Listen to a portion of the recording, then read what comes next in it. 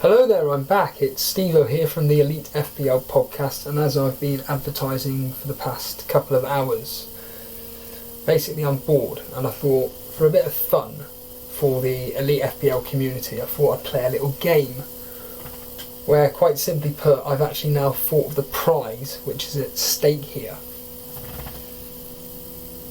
What I want to do is, I thought, with the way the fantasy football community is talking at the moment, trying to predict prices of players, etc., I thought, why not incorporate that into a little game where there's a prize at stake? Well, I thought of a game, and this is about as simple as it gets. So, the idea would be this, that you are to pick a squad, like you would normally do, of 15 players. You would tell me which formation you want to choose, realistically, when you're going into this season. When you're choosing your players, you would give me the prices of those specific players, so I can actually do the maths on what you think the price of those players will be fitting into your budget. Obviously, you have to be within that budget. We want to do this as realistically as possible, and like I said, whoever gets to the closest for player prices will win an exclusive Elite FPL mug. So straight away I can already see there are people in chat. So it's Sultan Saeed, hello there. Cameron Rawcliffe, good afternoon, aka at FPL Kid, if anybody wants to follow him on Instagram. So, to you two straight away that are in chat, if either of you two want to play along with me, or more specifically, if you want to play along and be in with a chance to win an Elite FPL mug, just let me know in the chat and we'll play along. But obviously I'm going to kick things off here by choosing my initial 15-man squad, again, based on the realistic team of what I'm probably going to pick based on the opening fixtures for the first 5-6 game weeks. So Cameron straight away wants to definitely play along, so I'll go over the rules in a minute, Cameron. Now I can't have, again, there's not going to be that many people watching, but what I will say is that I can't be having like 20 different people playing along. So what I'll do is, for anybody that does want to play, so Cameron straight away, I'll write down your name and I'll just literally come straight to you first, and I'll go over the rules in a minute again. Because the funny thing is about doing these things live stream is that you get caught up in so many different conversations, you can't stick to one subject matter, and that's why my specific solo podcasts quite literally go on for nearly 2 hours. But you know, that's how it goes. Clement LaRue, you're another one. I'll write your name down for somebody who wants to participate in this little game. Like I said, there's an exclusive Elite FPL mug up for grabs here, so I'm more than happy to put the cash up for Jason to create the mug, so to speak. But like I said, I'll probably go first just to give you a general idea of how I personally think I'm going to set up. Need to turn the old internet off on that straight away. But I'm going to use my phone as a calculator. But yeah, I mean, Cameron, you mentioned in the comments that you're not an expert on price predictions, nor am I. And this is the brilliant thing about what Jason set me up with. So I'm going to do it now, where, simply put, Brett. Well. Brett Mollison's here. Hello, Brett. It's nice to see you're with us. And that comment, that simple comment you've written, so Brett Mollison has said, I've watched most of the podcast back on replay. Thank you, is what I can say. And that's coming from not just myself, but Dan and Jason, because genuinely we've been like, where is our mate Brett? And, well, it's nice to know you're okay. That's the main important thing. But you're joining me on the most impromptu solo pod, because, like I said, Jason set me up with this. I'm bored out of my mind and I feel like having a bit of fun. So I'm going to start this game and I'll show you exactly how this game will work. So to help you out, Cameron, what I'll do is, if you, I don't know how you're watching this, whether it's on your mobile phone, through a laptop, but I'm going to make the screen a bit bigger, so if someone does speak in the chat, I won't be able to see you per se, because I'm making this screen as big as possible for me to be able to interact with myself. But let's just say, Cameron, for example, I use Sterling as an example of, to get a general idea of what the prediction may be. So if we type in Sterling's name here, so there he is there. We'll look at the information, and, well, I know this from earlier on. If we scroll down here and then move across, we can find out whatever the player's starting price was last season. So Sterling started at 11 million. Well, we know for fact that he isn't going to be 11 million next season. Okay? He is going to be either 0.5 or more expensive, or 1 million more expensive. So however you, whatever price you think this whatever player you choose is going to be, is all you need to do. And again, I'm going to do my own personal team, and you'll get the general idea of where I'm coming from. It's the most simplest game possible. Like I said, it's just a bit of fun, but it's something that Daily Llama brought up yesterday in my solo podcast, regarding worried about the amount of accounts that are being created, whether it's Twitter, YouTube, or even through SoundCloud, that is there going to be too much information, and the simple, and is everybody going to copy each other's teams? In my opinion, the simple answer is yes, there is. I'm not going to lie. What I'm about to do here, right, so here's a simple example here. So Sultan Saeed has said that he believes Sterling will be 12 million. I pretty much agree with that. Cameron has gone with 11.7. Just to make it clear, Cameron, the game doesn't do by 0.3, 0.1s or anything. It always goes up by 0.5 or 1 million. So it'll either be 11.5 or 12, or 12.5 or 13 million. They don't do it by 0.1, just to let you know. So when I go from my team, and you're thinking, hold on a minute here, why are you putting, I don't know, Ben Mee in your team at 4.5? I reckon he should be 4.7. Then it's going to be one of those where we don't want to be constantly going over the draft, so to speak. So just to clarify that. Who's that there? Sorry, it's really struggling. So James Hyde was a brand new subscriber. Welcome back to the stream. Thank you for joining me. Again, for anybody that's watching this and wants to participate in playing my game of pick your squad of 15, just based on your own personal predictions, and obviously kind of playing it seriously. So, for example, let's be honest here, there's no point in saying that you want to get Romelu Lukaku in your team, because you're not going to choose him you're not even going to choose him this season, let alone for the start of the season. There may be somebody out there that chooses Lukaku, but let's be honest here, we're the hardcore audience, or the hardcore players, and we know, as I'm about to go into it, once we actually start doing this, that we're going to be wanting to choose 3 City, 3 Liverpool, some Everton players, and then the rest of it being bench fodder.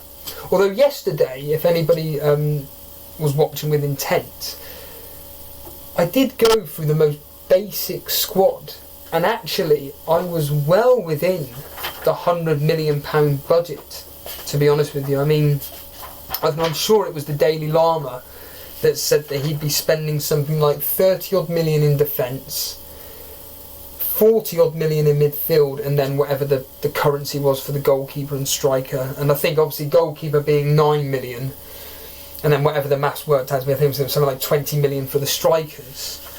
But I mean, I did a basic draft yesterday, and I went with 2 4.5 goalkeepers, which I'll be more than likely doing for real life. The total for my defence was 22.5 million, and yesterday I went with Trent Alexander-Arnold and Robertson. I predicted them at 7.5 each. Of the City defenders, I put Laporte and Zinchenko, but I chose Zinchenko as being the cheaper option, and I reckon he's going to come in at 6 million. Digne, I've gone with 5.5, but as someone pointed out yesterday, they reckon he's going to be 6, and then I've just gone with a bench fodder 4 million player.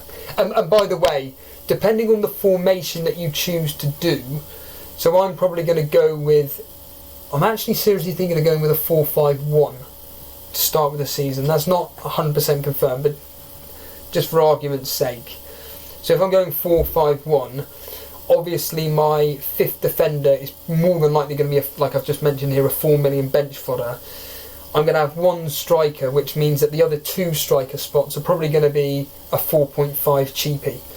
Don't get me wrong, I never ever played a game like that, so I really don't think that when it comes to the actual game launch I'm going to be having 4.5 strikers, but you just don't know. And we all talk about the fact that we all believe that the midfielders are going to be, and also defenders are going to be at a premium this season, and we're not really worried about strikers. I think that's probably the way to go, with either a 4-5-1, 3-5-2 or 4-4-2, whatever combination you feel necessary. So again, it's completely up to you for what formation you choose with. And what I did want to mention as well is that obviously we had news about Rafa Benitez. He's not going to sign his contract, he is leaving Newcastle, and based on the most basic knowledge I have regarding Newcastle, I think fans are very, very worried. He was basically the reason why they stayed up, with his, well, number one is his vast experience of being a coach, and the fact that he can, you know, just grind out results as we saw last season. And this really does throw a cat amongst the pigeons, and maybe Newcastle could be a team. I mean, we don't even know what's going on with their takeover, but maybe they're another team that are going to go in the hat of potential relegation teams. So I mean, at the moment as it stands, I'm thinking for relegation. I'm stating the obvious. I'm not proclaiming that no one else is thinking this, but we're talking next season to be relegated: Aston Villa, Norwich, Sheffield United, Burnley, Brighton. I wouldn't have said Newcastle with Rafa Benitez, but unfortunately now I'm going to say Newcastle are going to be in their relegation. Potentially Bournemouth, but unlikely. But certainly those initial five in Aston Villa, the three promoted, and Burnley and Brighton, we're all in trouble next season. But we will save that save that discussion for a different day. We don't need to. And it sounds like, well, the talk is of potentially Gary Monk taking over. I don't think that's the greatest of signings. He did okay at Swansea. Wasn't he at Leeds? He did okay there, but nothing special. Obviously recently got sacked by Birmingham. I know a lot of Birmingham fans are very, very unhappy with the fact that he was fired. But he fell out with the owner apparently, so again, is he good enough for Newcastle? If he is potentially the one to go there, who knows? But yeah, so I'm going to start by picking my initial squad.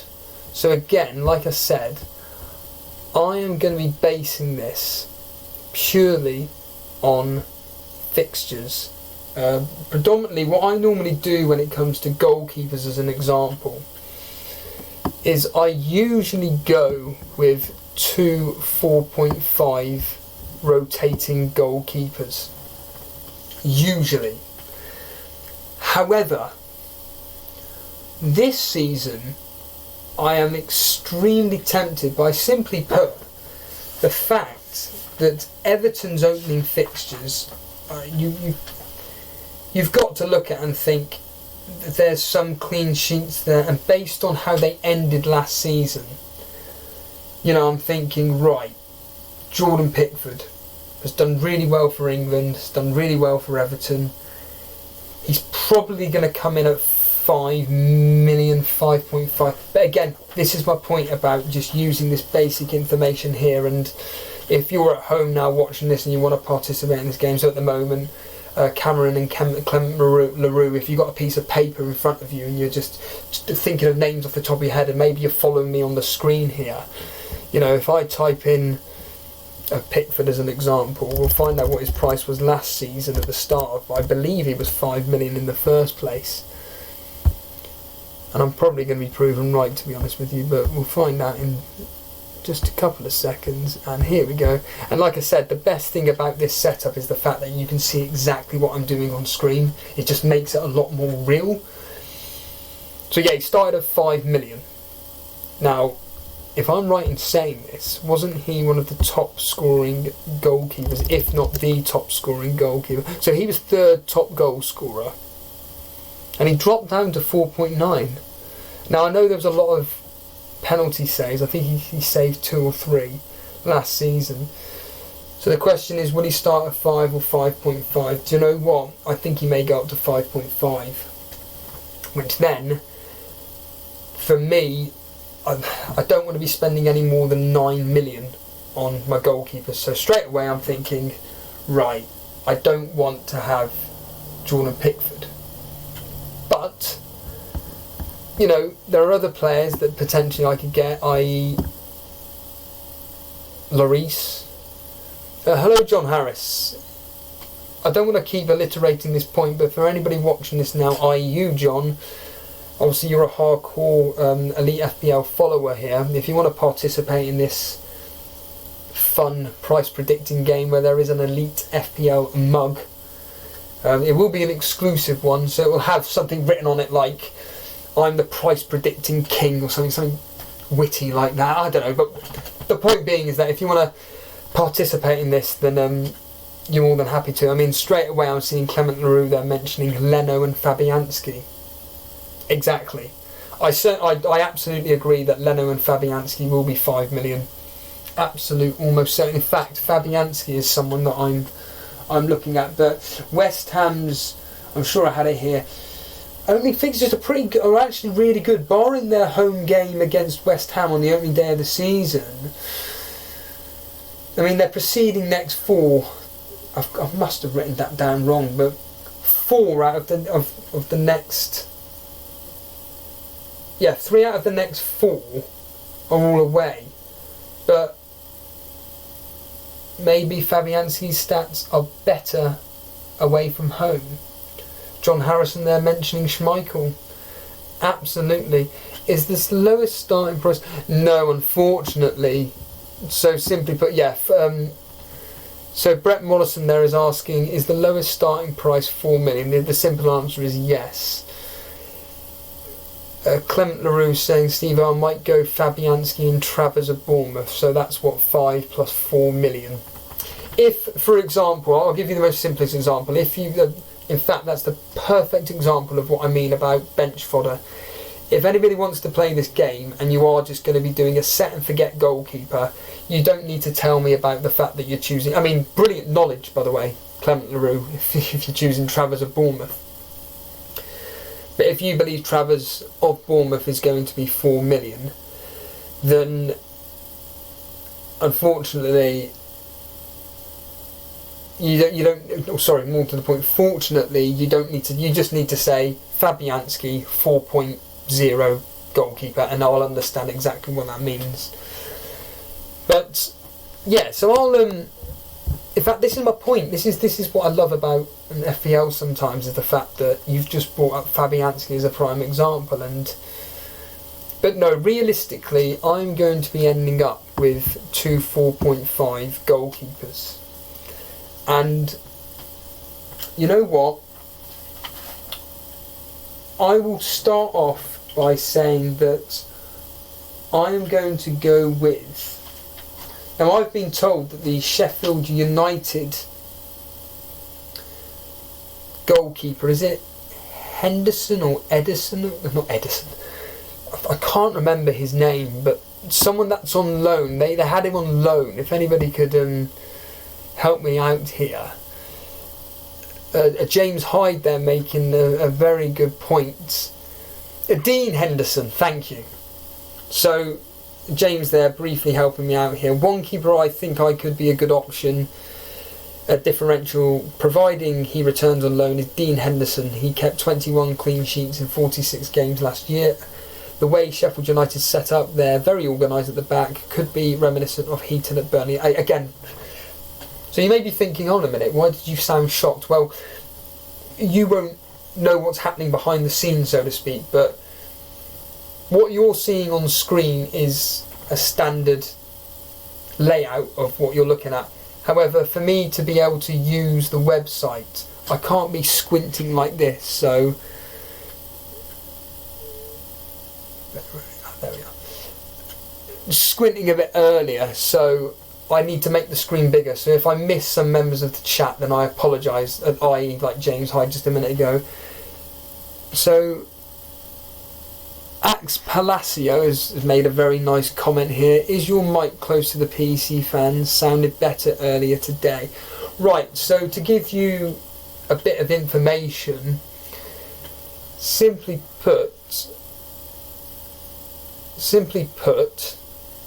what I did with this microphone beforehand, and I'll show you now, is I put it to,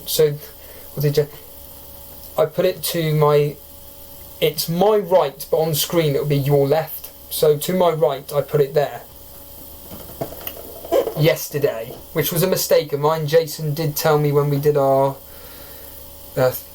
when the three of us did it together last, he did tell me, no, you need the microphone right in front of your face. So I was like, you know what, I'm going to correct that earlier. And you've just made the very excellent point that I sounded a lot better today. I completely agree. I always do this for research purposes. I just re-watched my 10-minute advert for this tonight regarding the sound, and I couldn't agree more that the sound was a lot more better. Cameron Rawcliffe strikingly asking, for the price prediction game, are we making a team and predicting prices or something else? Yeah, you've hit the nail on the head. So to alliterate the rules, you are to choose. I would personally get a pen and paper for this. I would choose a 15-man squad that you are within reason, realistically going to choose for however you play the game. So you could play the game as if you only have the same players throughout the whole season. So a set and forget team as an example, but we all know that's not how FPL works. But let's be honest here, most people play FPL focusing on the opening 5 or 6 fixtures. And let's be honest here, most hardcore players play it like that. If you don't play it like that, then when you watch more of our content or other people's content, you'll understand that actually there's a lot of tactics involved regarding all the transfers and all this malarkey. It's not like, as someone said above, and I apologise who that was. Oh, James Hyde, being a Sky gamer. This isn't like the Sky game at all. This is more like real life. I call it the real life championship manager, so to speak. But yeah, you would pick your 15-man squad as if you're playing for real. But don't just send me a list of 15 players. What I need, and this is the key here, and this is why you're kind of going to need a calculator next to you, is you need to put the prices of the players next to their name. So for example, as I just mentioned a minute ago, if you're going to go with a 9 million combo of goalkeepers, you know, I mean, it shows on the screen here. I mean, Leno and Gunn, for example, were, I'm sure Gunn was 4.5 or maybe 4, but it's not the point. The point being is that if you were to choose Leno and Gunn as an example, you would just put Leno 5.0, and then you would just say 4.0 for your bench fodder as an example. Also, make a realistic formation as an example. So there's no point in coming on and going with a 5. Giving me 5 premium defenders, 5 premium midfielders, and then 3 premium strikers, so to speak. It won't work like that whatsoever. It's got to be realistic enough where we can actually, you know, show that we're predicting the prices properly and fitting it in within £100 million budget. And like I said, I'll kick things off, and then hopefully by the time I'm done, you'll have kind of sent me in a few of your own personal teams and everything, and So yeah, I'll kick things off. So like I said, I always go with 2 budget goalkeepers, and as just mentioned by James Hyde, I'm going to start off with this Henderson of Sheffield United. Now, I'm fully aware that this guy was on loan last season, as mentioned by James. But let's just, I know I'm kind of contradicting myself here, but let's just assume that he is the goalkeeper for Sheffield United, just for argument's sake, because we're going to be here all night otherwise if we're arguing, like, literally splitting hairs here. So we'll go with Henderson at 4.5. And then I personally think, potentially, looking at my own team Burnley's fixtures, now Nick Pope is going to be fit next year, and there's talk of Tom Heaton actually, he's teetering over whether to sign a new 1-year contract, basically. And the talk is that he's not going to sign it. So there's a chance that Nick Pope will be officially the number 1 again. Now remember, the reason why Nick Pope got in the team was because Tom Heaton got injured. And then subsequently, Nick Pope got injured, so we got Joe Hart in, and then, as we all know, that all failed, and then Tom Heaton took the sticks and we all became good again. But I think Tom Heaton will probably be 4.5 as well. And like I say, let's just, to cut this short, I'm just gonna stick with safety, and I'm just gonna go with Tom Heaton in goal as my other 4.5. So that's 9 million straight away. Now I'm not gonna lie to you, I am gonna be doing double Liverpool defence. I'm gonna have to here. I'm gonna go with, let's be brutally honest here. Going to go with Trent Alexander-Arnold, and like I said, I'm personally predicting that he'll be 7.5. I'm then going to go with obviously Robertson, who again I think will be 7.5. Now my issue with a Man City defender is which one to choose.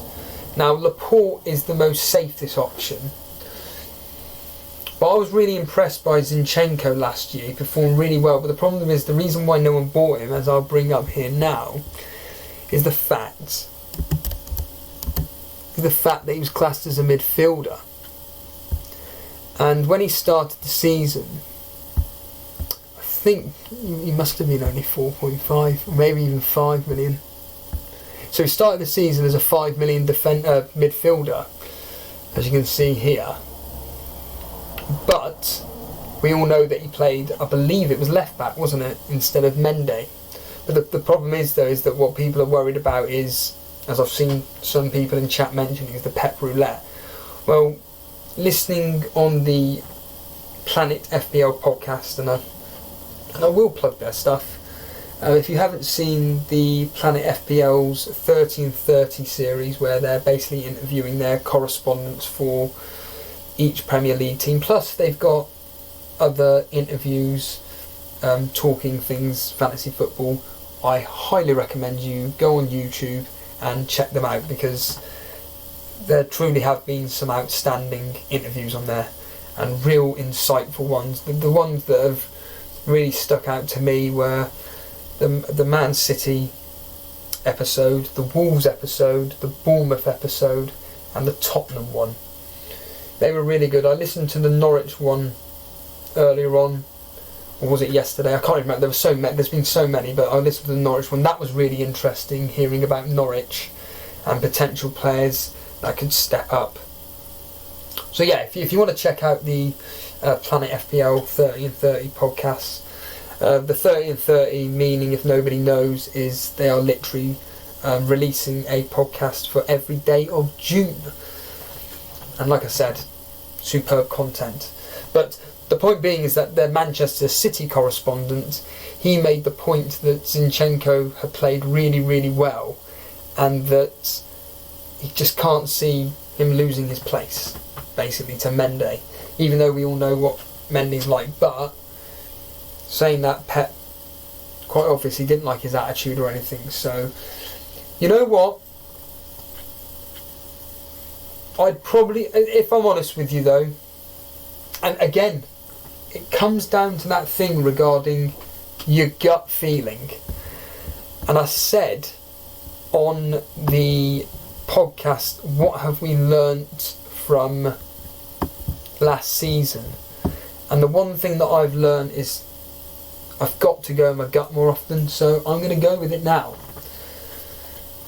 Because as we all know, the game week 1 squads are based on, well, going with our gut and what we believe the teams will be.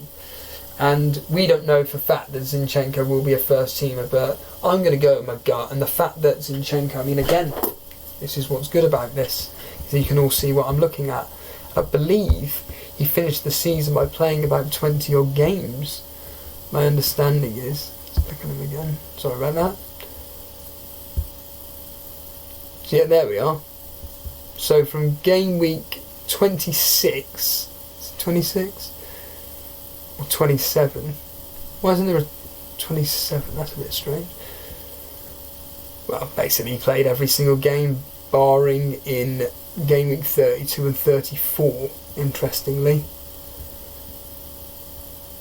But yeah, I'm going to go with my gut, and I'm going to go with Zinchenko, and I personally believe Zinchenko will come in at 6 million. Because Mendy, truth be told, I mean, you would think, it'd be interesting to see what people think in chat, but Mendy, as an example, is somebody that will probably go down in price. So it'd be interesting to know what he started the season at. I can't even remember. Was it 6.5 he started the season at, or maybe 6? Oh, it's probably 6. No, 6. Oh, it was. It was 6 million he started the season at. So he's probably going to stay the same then. He definitely ain't going to go down in price. So yeah, I'm going to stick with Zinchenko for that one. So that's 6 million there. I could go with the safe option of a Laporte, and truth be told, again based on Daily Lama's comment yesterday about people copying. In fact, if anybody follows Block FPL, so Block FPL was he actually came on and did a show with us for an interview. He's from America, completely forgotten now where he was from, in America specifically, but from America, and he joined our podcast. He started coming into the chat basically, and then he joined our Elite FPL mini league, and then we found out that basically he was a freak of nature, and in fact I'll show you. Again, this is the best thing about doing this. So if we go on to the Elite FPL podcast mini league, Block FPL, and he was just ridiculous. So he ended the season at exactly 50th in the world. Amazing. If you want to follow him on Twitter, it's at block_FPL. But he actually released an article in association with Fantasy Premier League Tools. I could bring it. In fact, you know what? I'll show you something in a second actually that you'll find really, really interesting. In fact, this is exactly what I'm going to do. It's been a bit of promotion, but as you can see here, if you look at his overall rank this season, all the way down here at 18th, 19th, he got to 10th in the world in game week 23. Just absolutely absurd. And look at that. Look at that, 6th. I mean, anybody watching this are like probably eyes wide open, like what the hell is going on here? And I'm assuming you all know who Block is because he was a regular contributor in our community chat.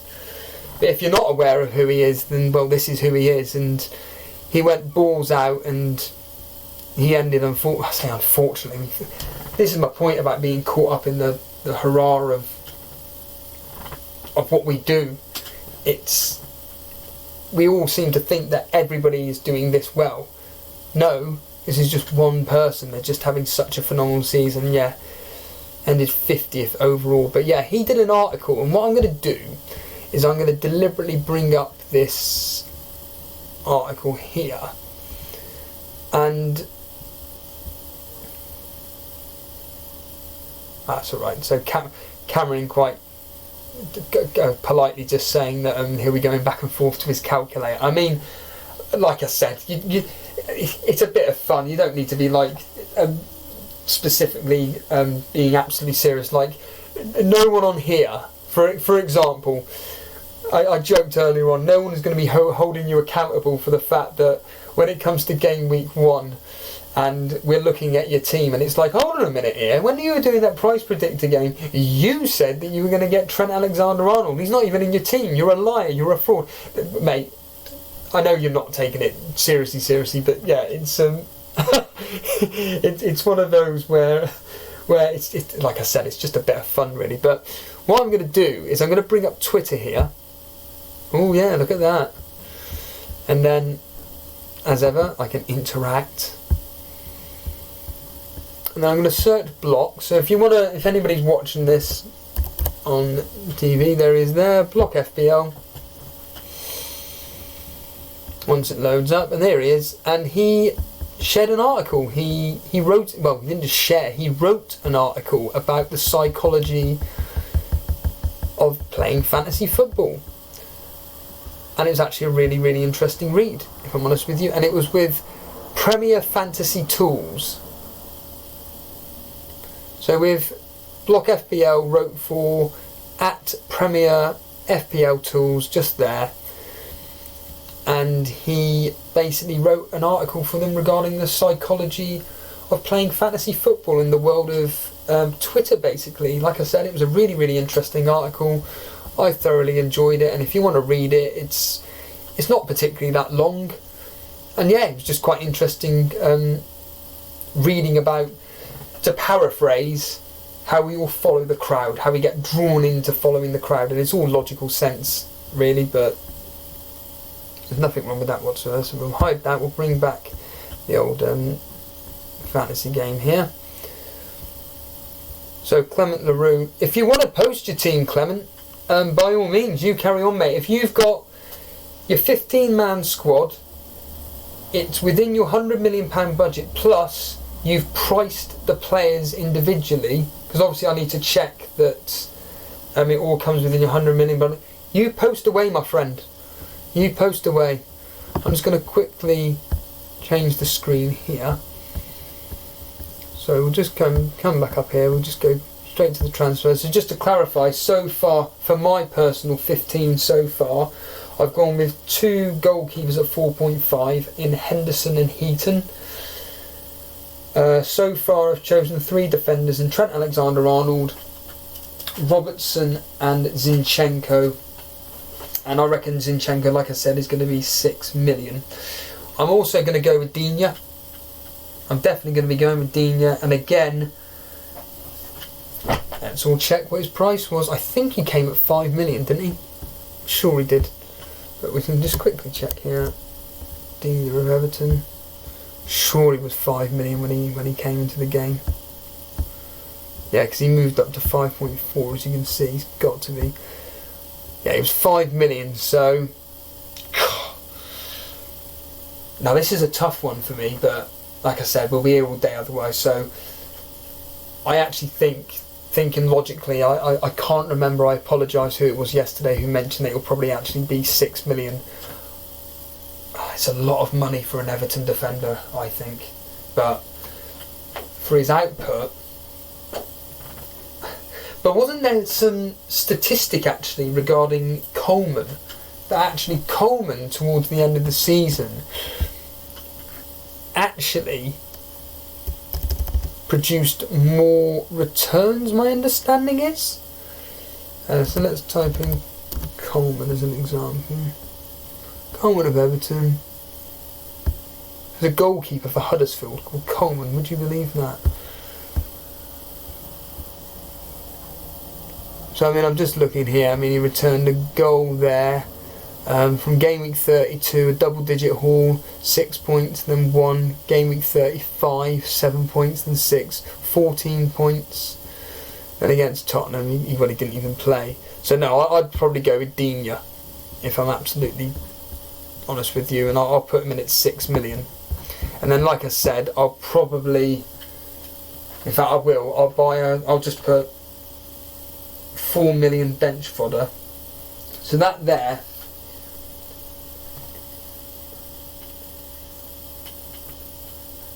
so that's exactly 30 million.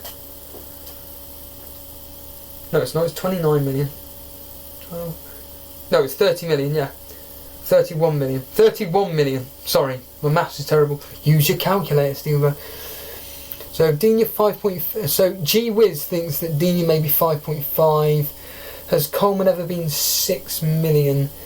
These ain't Man United defenders. No, that is true. Someone did mention that at the end of the day, it's usually the top 6 teams which are 5.5. But I just believe that the attacking returns that these players bring with you, I think, puts them up to that premium bracket, i.e. Leighton Baines. At FPL Kid is telling me, or Cameron Warcliffe as he is in chat, he's done his team. If you want to, so Clement LaRue, Cameron, you've done your teams. If you want to send me, well, obviously on here, your 15-man squads with, like I said, your player prices next to them, and we can all go through it with you. So I've just done my 2 goalkeepers and my 5 defenders. Is now moving on to midfielders.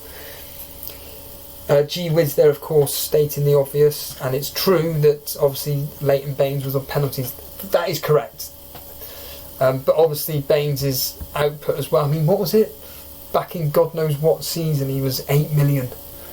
Like 4 or 5 years ago. Absolutely crazy. But again, there's such an array of defenders these days that actually it would be unfair to be...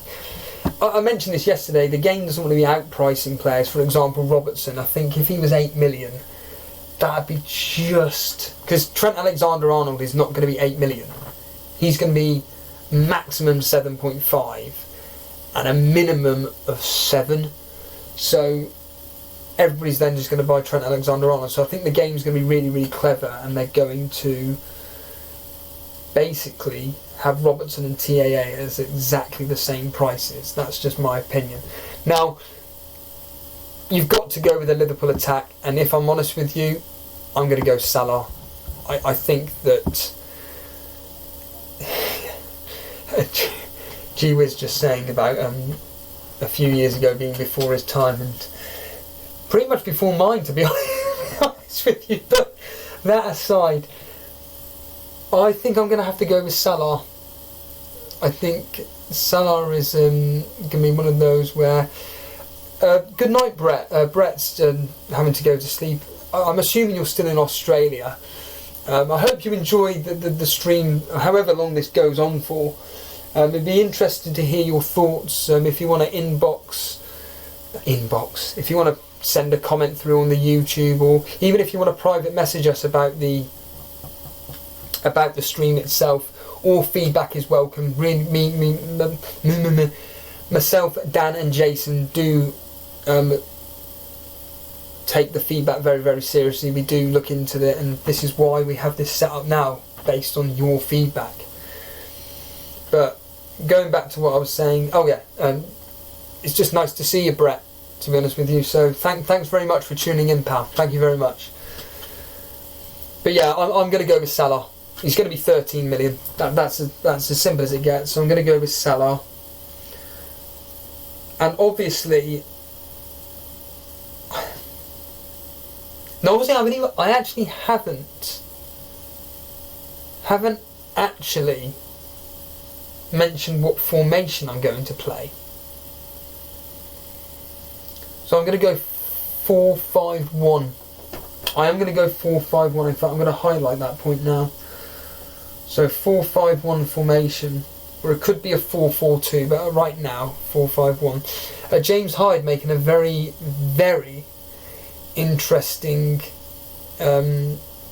option here, with one promoted player to consider in midfield is Emiliano Buendia at Norwich, scoring 8 goals and got 12 assists last season. Very exciting player, only 22 years old.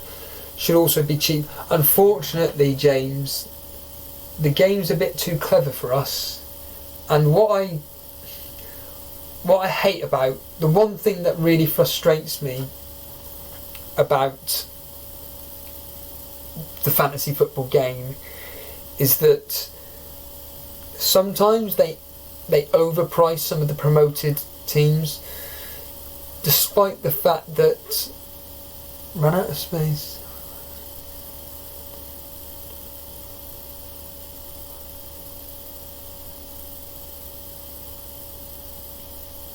Right, so Vince Chapman's going to be playing in the game.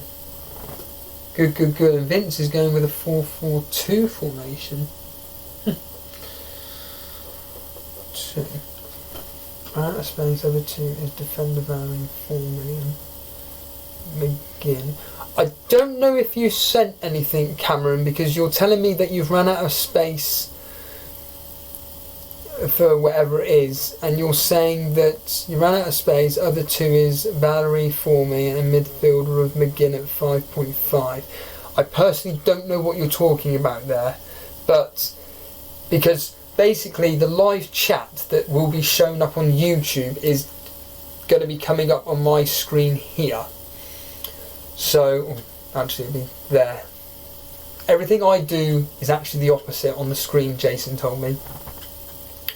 So yeah, I don't know what you're talking about there, but yeah, going on what James has just mentioned about the Norwich player and promoted teams and the fact they've scored really well the year before, is they just outprice them, and you just think, I would genuinely take, well, not me personally, but no, Cameron, the other 13 players have not come up. What I will do, and I'm hoping this doesn't fail, if this fails now, then we're all doomed. I don't think it will fail though. So basically I've gone to the YouTube channel and I think we'll be fine. No, your team has not come through, Cameron, at all at the moment whatsoever.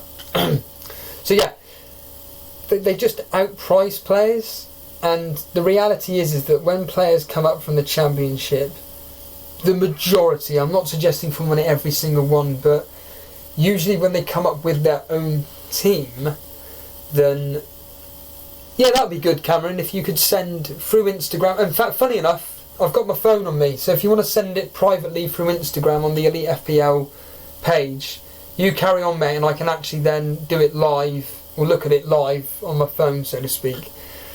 That'd be brilliant. I may be able to finish this point in a second. Oh, hello, Clement LaRue has sent in a team. So I'm going to get to that point about Championship players in a minute. Cool. So Clement LaRue, now this is interesting. I'm going to have to do the maths here now, aren't I? But so Clement LaRue is going with a 4-4-2 formation, which tells me that he's going to be going along with a 4 million budget defender and a 4 million budget, a midfielder. But so anybody that's listening and can't view, he's going with Guaita of Crystal Palace. He's going 4.5. 4-2, Clement LaRue. Guaita at 4.5, and the Bournemouth Travers at 4 million. I reckon it'll be 4.5. It doesn't matter though, we're not going to be here all night. Trent Alexander-Arnold at 7 million. Oh, you're going 7 million. Okay, that's interesting. Adam Smith of Bournemouth at 4.5. David Luiz, again a team which not many people are mentioning. 5.5. You're going that low. I would have thought 6, but that's what you think it will be. That's cool. Shah of Newcastle, 4.5. Shah, 4.5. And then Digne at 5.5. So that's interesting. But I'm just loving the next bit, which is the midfielders. So we're going with the big hitter of Salah at 13 million. I think everybody agrees that Salah's going to be 13 million. McNeil of Burnley, 4.5. I think he's going to go up to 5 million myself, but again, this is obviously your team. You can choose whatever price you feel necessary. So 4.5. Richarlison, 7 million. That's a player that I'd like to look at. What he started the season at, was it 6.5? Sure, he was 6.5 when he started the season, but we can easily bring him up now. And Richarlison, obviously a player which he just goes off the boil. I mean, we'll look at his. He just seems to be hit and miss, doesn't he, all the time? Scores in a couple of games and he blanks for about 5 or 6. Scores in a couple, blank. He started 6.5. Thought that was the case. That's cool. So you're going with 7. Yeah, I would agree with that. I think Richarlison at 7 million, maybe 7.5, but yeah, Richarlison at 7 million. 7 million. We're going with James Ward-Prowse, 5 million. Yep, completely agree with that. JWP 5.0 and Sterling. You see, when I talk about my team in a second, you'll be interested to hear my thoughts on Man City, but Sterling at 12 million, yeah, that's about right. So let's do the maths on there. So we're going with a 8.5 goalkeeper combo, total price this is, in Guaita and Travers of Bournemouth. We then think that defensive wise, we're going with Trent Alexander-Arnold at 7 million. 1.0. Adam Smith at 4.5. Digne at 5.5. Shah at 4.5. And then finally David Luiz at 5.5. That's a total of 27 million on your defence. Plus 8.5 equals. So that's 35.5 million so far. Now moving on to midfield, we're talking Salah at 13.0, McNeil 4.5. Tell you what, if McNeil comes in at 4.5, he is automatically in my squad. The social media assistant is here. Interesting. Play along, Dan. Play along with the game. Yes, thank you, Cameron. Yes, it's come through on my Instagram. I'll have a look at it in a minute. But thanks very much. And we'll go through it just like I'm doing with Clement Leroux right now. So 4.5 for McNeil. Like I said, if he comes in at 4.5, I am 100% going to be getting in there. We're going with Richarlison at 7. 7.0 for Richarlison. JWP at 5.0. And then Sterling at 12.0. It's a total of 41.5. And then finally onto your strikers, which I need to come out of this quickly and then scroll up on. Oh, here it is. That's better. Oh, you're going with Kane. Oh, this is more like it. Differentials. Kane. I think 12 million. You think he's only going to drop down by 0.5? Okay. Interesting. 12 million. Josh King. Interesting choice there. Bournemouth Josh King. That's, yeah, you reckon he's going to go down to 6.5. I agree he's going to drop down from the 7.5. And then Shane Long, the legend, 4.5. So what's that? That's 12, 18.5. So let's do that. Let's do the maths quickly there. So 12.0 for Kane plus 6.5 for Josh King plus 4.5 equals 23. Oh, I wonder if you're within the budget there, Clement Leroux. This is interesting. So 23.0 plus 41.5. Could you imagine if you're actually out of budget? This is going to be Daily Llama. We've mentioned you about 50,000. Well, I have mentioned you about 50,000 times. Hello. Enjoy the conference call. 41.5 plus 27 plus 8 5.5. Bang on, 100 million. Congratulations, Clement Leroux. Bang on budget. 100 million. So, we'll just quickly run through this. So this team is bang on 100 million. So Clement Leroux is going with Guaita and Guaita in goal and a 4 million bench fodder, and he could play actually for Bournemouth. And he could play for Bournemouth in Travers, because obviously he did play towards. I'm sure he did actually. Let's we're going to be here all night, everybody. I hope hope you're happy to stay up all night, because this could go on for hours. I remember there's a very famous YouTuber. I don't follow any of this, but point being is that the reason why I came across this particular YouTuber, and I did a bit of research on why this guy's so popular, and one stream that he did, basically I think he counted to 100,000, and the stream went on for 11 hours. Now, I'm not suggesting for 1 minute I'm going to go on for 11 hours. That would be absolutely insane. But what was I doing? That's right, Bournemouth. So Travers.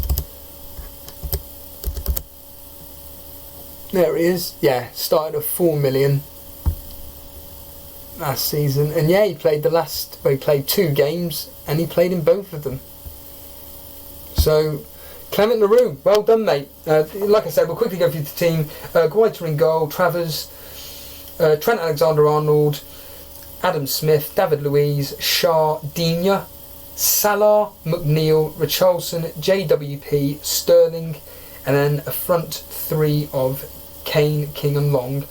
And Clement Leroux just simply made the point that if he was to play this, like if it was all serious, he'd be going with a 4-4-2, interestingly enough. So I'll just quickly, just briefly finish off what I was saying regarding my own personal team. So I'm personally thinking of going, like I said, with a 4-5-1. And this is what I mean about a bit of encouragement regarding people's thought processes. And Clement Leroux thinking that McNeil is going to be 4.5. I disagree. We all have our opinion. I think he is going to be 5 million, because he is going to be starting for us next season no matter what. He had such a fantastic end to the season this year. But back to my team, I'm going with Salah as my premium. Now, the next player, I think the reason why I'm going to choose this next player is because he's basically guaranteed to start for City, and it's just the fact that I can fit him in. And it's Kevin De Bruyne. And he's a player which seems to be not quite like Hazard, but I personally think, and if we bring him up, I genuinely think that De Bruyne, he is going to be obviously dropping down in price. I'm sure he started the season at 10 million, may have been 10.5. I can't remember, I'm sure it was 10 based on looking at these prices here. Yeah, he started at 10 million. He's going to drop in price just for the simple fact that he just basically barely played last season, unfortunately, due to injury. So he's going to drop down to 9.5. And for me, Kevin De Bruyne is somebody where he's a really consistent player when it comes to assists.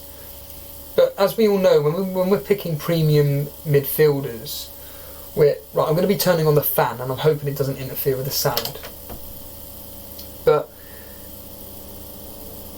when you're buying a premium midfielder, you're kind of wanting those double-digit hauls on a semi-regular basis. Kevin De Bruyne doesn't seem to do that, but at 9.5, for somebody to be bringing me in regular assists, I think for me, now don't get me wrong, Sterling is extremely tempting, but let's just put KDB in there at 9.5. I think exactly what Clement Leroux said. I think Richarlison is, I mean, based on his history, I think Richarlison at 7.5, I have this gut feeling he's going to come in at 7.5, so I'm going to have to price him there. Richarlison, 7.5. Now I'm seriously thinking of doing the Bournemouth double up. Now Bournemouth's fixtures, opening fixture wise, is very, very tempting indeed. Especially with the fact that they're at home to Sheffield United and then away against Aston Villa.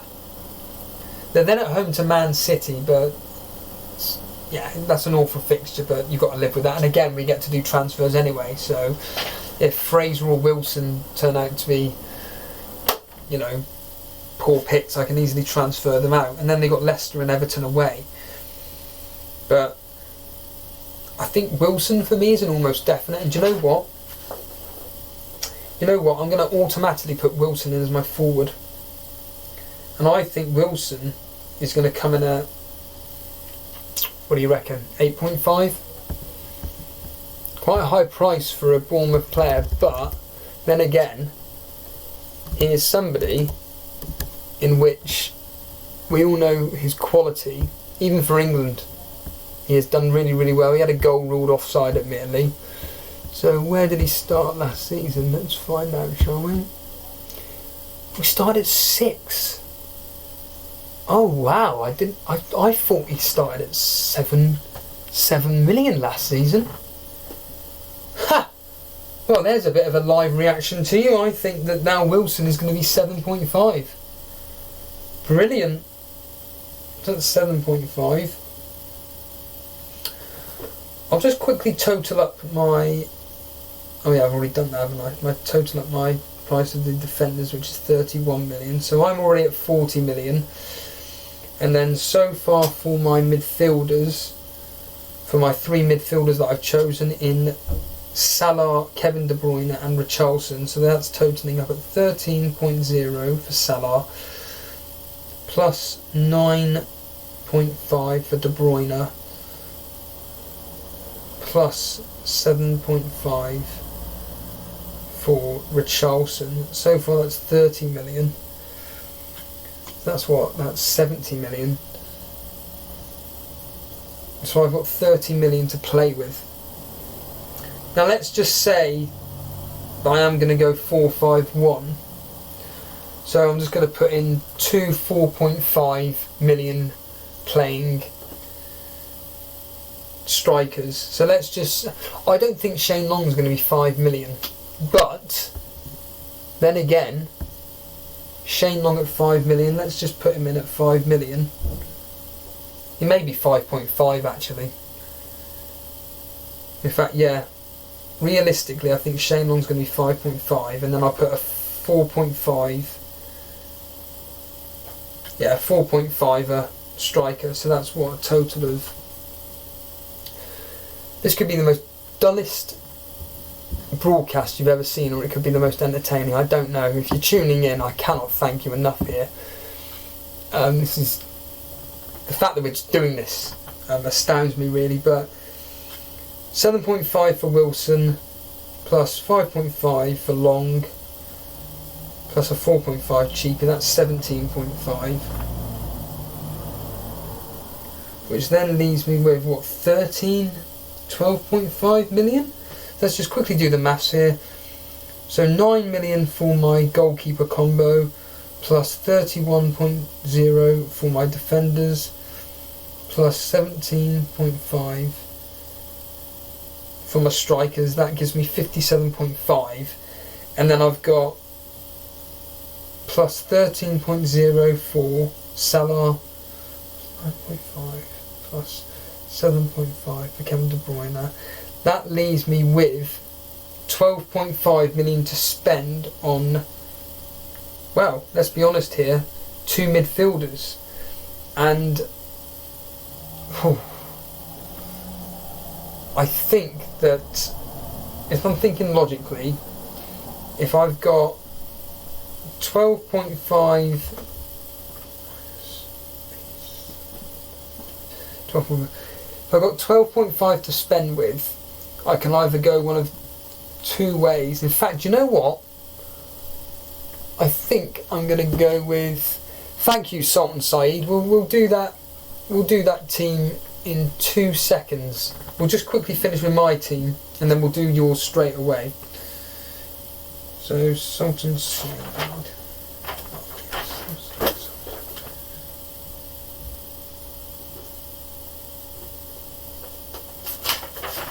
I'm actually really enjoying this. It's actually quite fun. So yeah, I'm going to go with McNeil. McNeil of Burnley, because he will be a regular starter, and I'm going to go with 5 million for McNeil, which then leaves me with, my maths is rubbish as you can imagine. Oh wow, that leaves me with 7.5 million, and the question is, who's got the best fixtures, who I believe that have got decent fixtures? And the simple answer is, now, you could argue, and we're not going to do this, we are not going to be doing this, you could say, well Steve-o, you could downgrade Richarlison and upgrade into a... I ain't going to be doing that because quite literally we'd be here all night, that'd be absolutely nuts. But, fixture-wise, possibly Leicester? No, their fixtures are pretty poor. West Ham? West Ham's are really good. Remember that player, Felipe Anderson? But no, I think personally, I think that just off the top of my head, let's go with Fraser, and let's say Fraser's 7.5. Because what did again, let's just quickly bring that up, and then we'll get onto Sultan Saeed's team and see what Sultan Saeed has predicted for his players. But Fraser, I'm assuming started at 5.5, didn't he? Something ridiculous like that. Must have done. Sure, he started at 5.5, Ryan Fraser. Yeah, he did, and I reckon he's going to go up to 7.5. So that confirms my team. That is my team there, 7.5. Done. So I'll just quickly go over my 4-5-1 formation. Henderson, if he joins Sheffield United in goal, which we're just going to assume he will do. And if he doesn't, let's just say a Sheffield United goalkeeper. So Henderson and Heaton can change to Pope if he wanted to, but either way they're going to be 4.5. Trent Alexander-Arnold, Robertson, Zinchenko and Digne, and then a 4 million bench fodder. Salah, Kevin De Bruyne, Richarlison, McNeil and Fraser, and my one man up front would be Wilson, and then Shane Long, and then a 5.5, and then a 4.5 bench fodder striker. So let's quickly go on to Sultan Saeed's team, everybody. This would be interesting to see what Sultan's gone with. And let's hope that he's within the £100 million budget. Now that's interesting straight away. Matt Ryan of Brighton. Very interesting. I'll change Redmond to JWP 5.5 and Wilson Price to 7.5. Right, I understand that. So you reckon Redmond's what, 6 million? Right, that's cool. That's fine. That's brilliant. So you're going with a 9 million combo of Ryan and Henderson. So just like I said, Ryan and Henderson. What's your formation going to be, Zoltan? I'm assuming, looking at what you're going with there, a 3-4-2 or a 4-4-2? I've never heard of this. Tuan Zabe. I mean, I don't know if you spoke whoever this player's name is. I've never even heard of him. Let's just see. Tuan Zabe. Let's just bring him up on screen here. I've personally never heard of him, I'm afraid.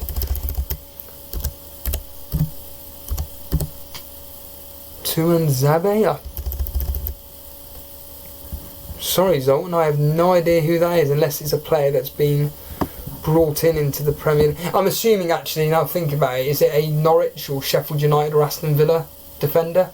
Now thinking logically. if you can just clarify for me, just for my own knowledge, would be interesting. So you're going with Robertson. Robertson. So that's what 9 million. 9 million. 4.5. Robertson 7.5. Laporte 6.5. Yeah, agree with that. Laporte 6.5. Valerie, yeah, 4.5. I completely agree with that. 4.5. Tuanzebe. Again, I'm assuming you're on about this Tuanzebe on loan. Yeah, it's fine. We're not holding anybody to ransom here. Yeah, so I'm just going to assume whoever. If you could just let me know who this. He's a defender from Villa. Right. Okay. Right. Cool. Tuanzebe. 4.5. Oh wow! So you're going with only two. Well, based on here, 2 premiums and 2 real cheap ones I'm assuming to be rotated with, and then a 4 million bench fodder. So what's that a total of so far? That's what? 7.5. 7.5 for Robertson, Laporte at 6.5. 6.5. Valerie 4.5, so that's what, 9 million total. Plus 4.0, so that's 27 million on your defence. Cool, okay, now this is the interesting bit. It's all about your midfield. So Salah, 13. That's a nice differential in Son. Son at 9 million.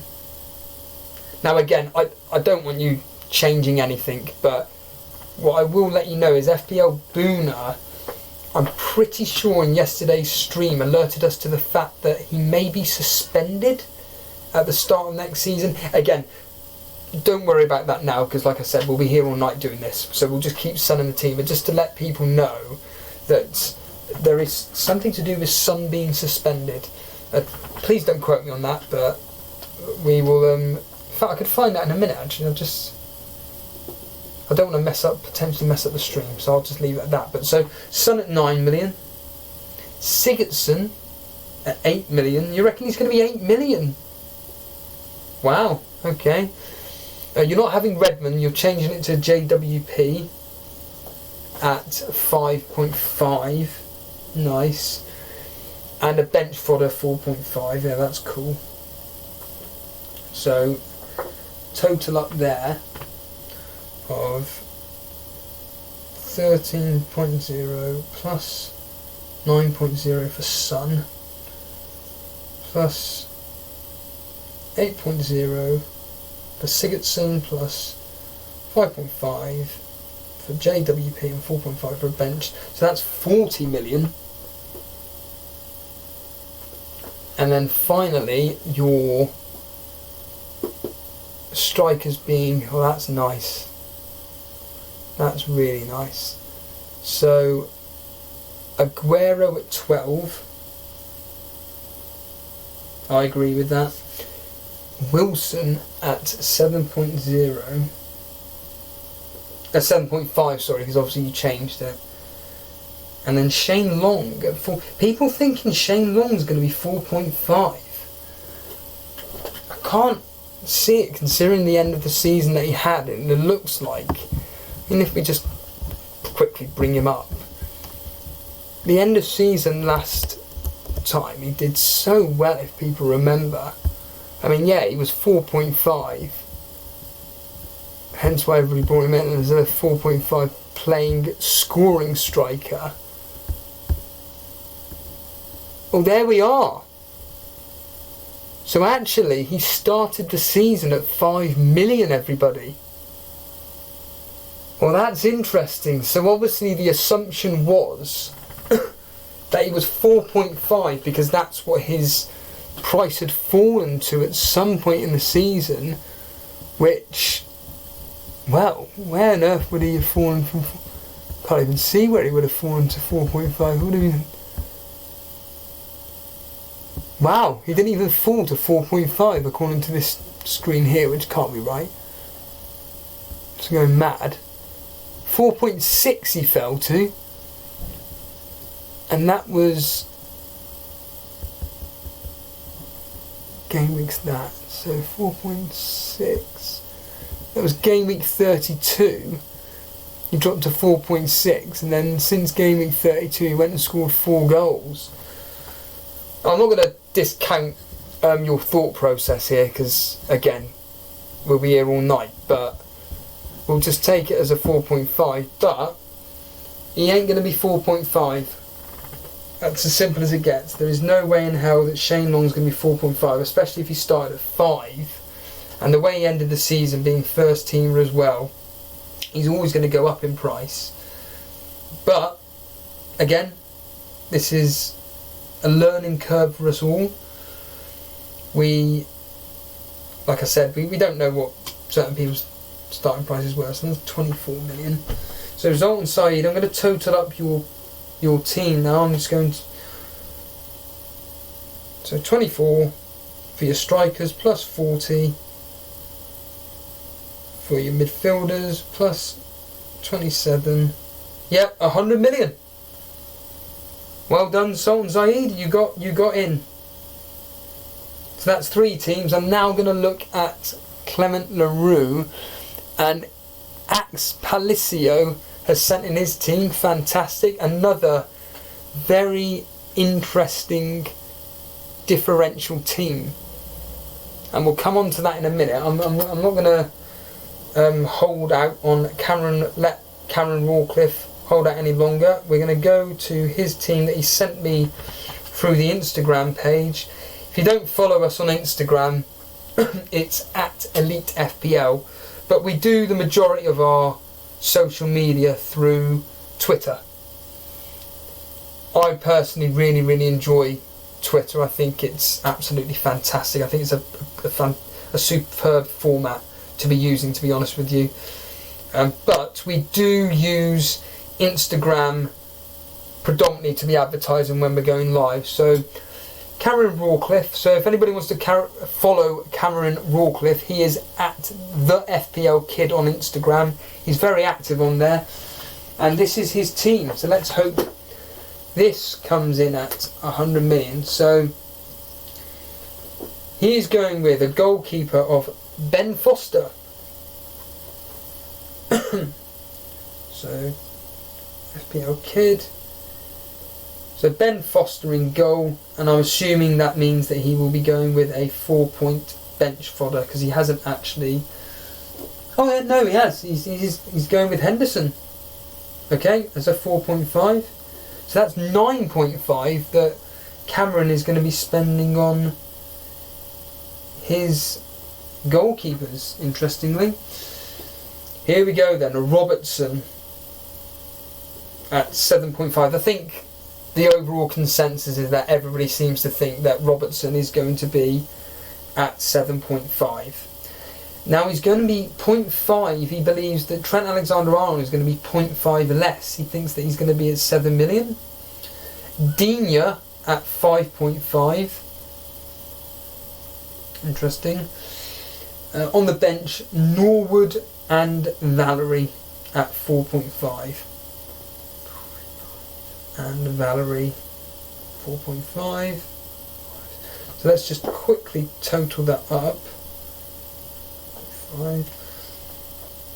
Quickly total that up for this. So that is 7.5 plus 7.0 for Alexander Arnold. Digne at 5.5 plus 4.5 plus 4.5. That's 29 million in the defence. Now on to the midfield that he's sent in.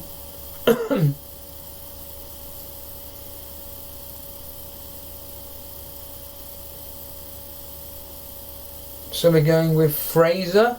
Fraser at 6.5. Very pessimistic on Fraser's price, despite his extraordinary end of season full stop. Better than Messi apparently. Mane at 11.5, yeah, agreed with that. He'll be up there. Jack Grealish. I think he's going to be too overpriced. Jack Grealish. I think he's going to be. You're saying 6 million. Yeah, I think 6.5 for Grealish. It doesn't matter. 6 million for him. Sterling at 12. Yep, agreed. Sterling at 12, and then a bench fodder of McGinn at 5.5, whoever that is. 5.5. Be interested to know who this McGinn is, Cameron, if you're still with us watching. So let's just quickly total that up for now. So that's 6.5 on there, 6.5 for Fraser, plus 11.5 for Mane, plus 6.0 for Grealish, plus 12.0 plus 5.5. That's 41.5 on midfielders. And then finally, as we look on the final of his strikers, he's going, looks like he's going to be going with a 3-4-3. We're going with Chris Wood for Burnley, 6 million. Yep, agree with that. Aguero at 12. Are you going to be within budget, Cameron? That's the question. And Wilson at 7. So that's what? 12. That's 25 million on your strikers. So let's hope that this is within the 100 million budget. So 25.0 plus 41.5 plus 29. No, you're not. Unfortunately, Cameron, FPL kid, you are going to be plus 9.5 equals. You're going to be 5 million with your personal price predictions here. You're going to be 5 million out of the equation. So if you're still there live now, if you want to send it on the chat, if you want to send it through on Instagram, I may even message you. It simply means if you want to get rid of, I don't know, whoever you feel like you want to get rid of, but you're 5 million out basically. So unfortunately, I can't accept your team, unfortunately, but it's going to be quite an easy solution to clear up there. So hopefully, we'll do this as the final team here, and I cannot thank Clement LaRue, Sultan Saeed, Cameron, for just taking a few minutes of your time out, not only watching but participating in this little game where you could win a Elite FPL mug. So hopefully Axe Palacio will be within this budget here. So Axe Palacio. Here we go. So it looks like you're going to be going with, interesting. Now looking at your team here, Axe, if you can just clarify in chat, I'm going to assume you're going with a 4 million bench fodder because you haven't put him in the subs. So in your subs you've mentioned that you've got Hennessy in goal, obviously, Ben Mee, Isaac Success. So unless I'm going mad, looking at your team here, that's Brooks, Sterling, Mane, Delafay. Yeah, we're missing a midfield spot in your, but I'm just going to assume you may be going with a 4.5 midfielder spot because you've chosen 14 players, not the full 15. So I'm just going to take it as read that you're going 4 million midfielder.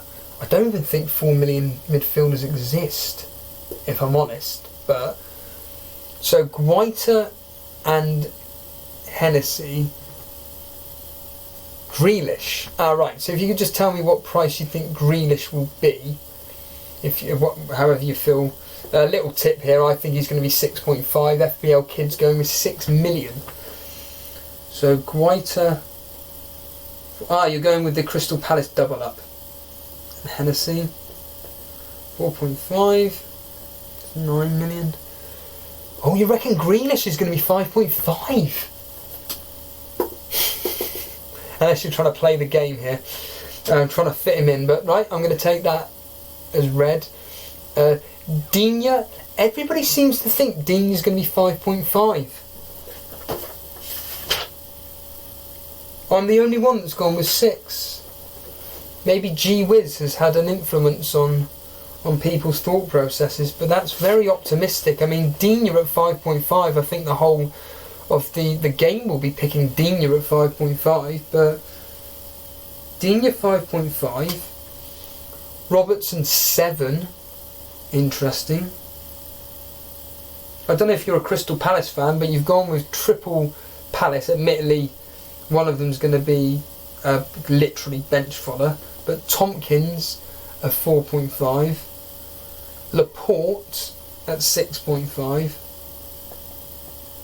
Port 6.5, and Ben Mee at 4.5, which gives you a grand total there, interestingly. So Digne 5.5, Robertson 7, 7.0, plus 4.5, plus 6.5 for Laporte, plus 4.5. That's 28 million. Onto your very heavy hitting. I like very heavy hitting midfield here. So we're going with Brooks at 5.5. Now I know he started, didn't he, at 5 million? Is that right? I'm sure it is. I'm almost certain it's 5.5 million for Brooks.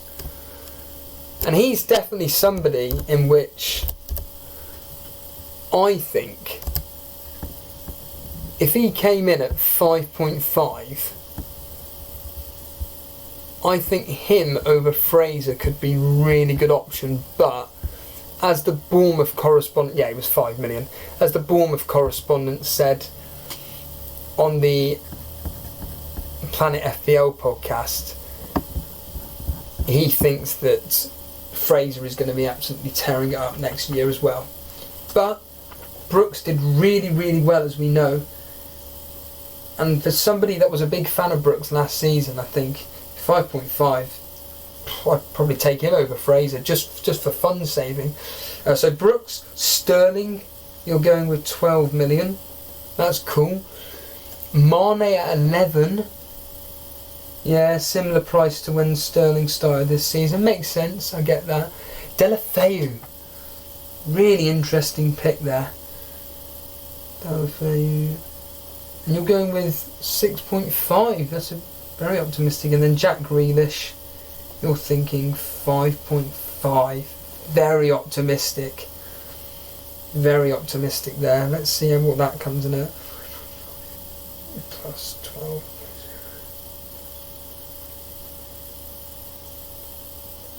So that's 40.5 for your thing. And then finally onto your strikers, you're going with Ashley Barnes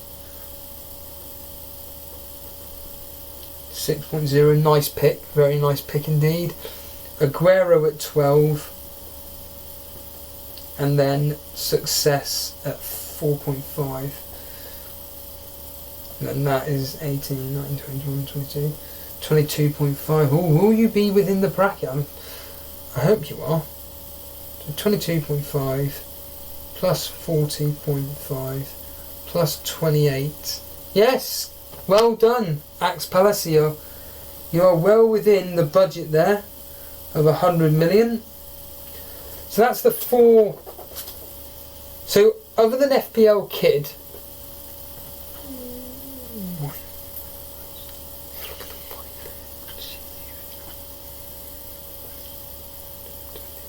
the reason why I went quiet there is me and Dan had a private joke. Well, it's not even a private joke, it's actually, from a psychological perspective, it's usually something serious when someone uses your name and Clement LaRue has used my name, and I'm thinking, oh God, what have I done wrong? So Clement LaRue has asked, Steve-O, I would like to know your thought process on why you think players will be priced so high if you look at the points they achieved for the 2018-19.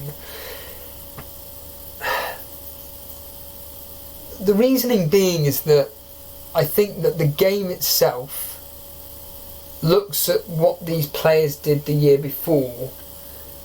They then look at their probable potential next season, and then they just combine those two factors and go, right, okay, well, look at Dina as an example. I mean, let's have a quick look at him. So just to add to what Clement was saying, I would like to think defenders ending with the first to fourth most points is a 1 million increase and the rest at 0.5. If the game was that simple, you know, all the players would virtually be virtually priced the same. So what Clement LaRue, correct me if I'm wrong, is saying is that basically the highest point scorers for each position, like certainly like the top 4 or 5 as he's just mentioned there, point scorers. So let's just bring them up. I like this conversation, Clement. This is what keeps me going for about 5 hours. So, for example, he's saying Dina started at 5 million and ended at 5.4. What justifies the fact that he'll be 6 million? So the reasoning why he dropped down in price is because people sell him. And because he was such a high-owned player, obviously the more of a percentage of people that are selling him, the quicker his price drops. And the reason why people sell him is because whether he was red carded, whether his form, whether he was out of favour when it came to form, the fixtures, it's all a matter of variables. But I just think that based on the way the game likes to price its players, I mean, like I said, if we just look at, for example, so kind of what you're saying, and I'm not disputing what you're saying. I actually think this is a really interesting conversation here. Is let's just take Alisson as an example, as the top scoring goalkeeper. Well, we all know that, what was it, the season before, David De Gea was 6 million, maybe 6.5. And obviously we know the reasoning why. It's because, number one, he's a world-class goalkeeper. Now, despite his flaws last season, the season before that, he basically kept United in the game. And his save points and everything was through the roof. In fact, wasn't it this? In fact, let's just bring up De Gea as an example, actually. Wasn't it this season he was priced out of the game and nobody wanted to bring him in because he was just too expensive? What's going on here? De Gea, right, there we are. So De Gea, he started off the game. Let's just quickly find this out.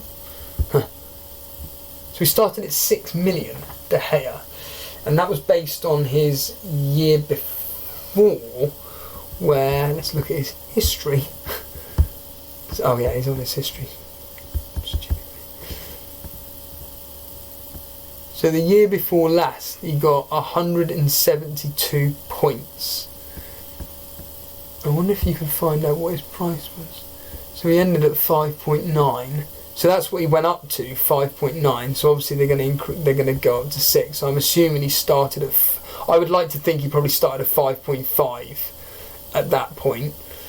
So he went up by 0.5.